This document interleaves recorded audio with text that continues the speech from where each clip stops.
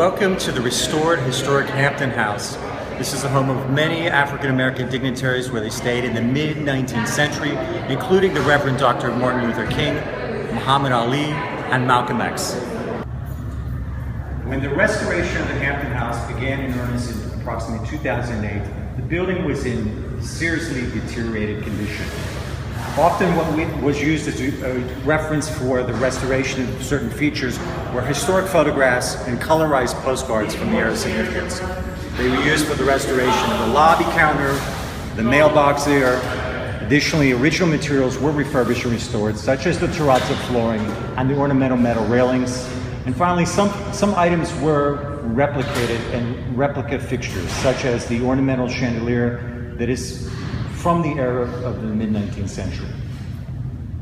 Okay.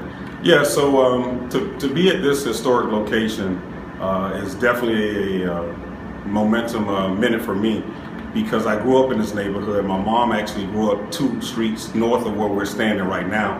And I can remember as a kid coming by here, my oldest brother would have to pick me up so that I could look at the swimming pool. And, talking with my mom and my dad, they would always tell me the stories of Martin Luther King being at this location, Malcolm X, Muhammad Ali, and speaking with my uncle, he would tell me the same story.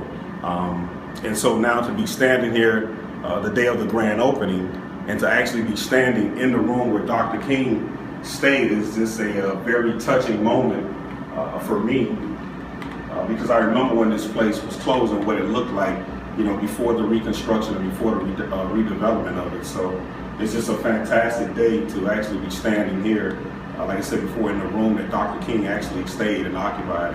And I'm hearing stories that the I Have a Dream speech, with the first draft of it, was actually started here at the Hampton House. So very momentous moment for me right now. Yeah, so I was born in 1969, and I remember this place as a kid, but at some point it closed. But what year did it close, and why did it close?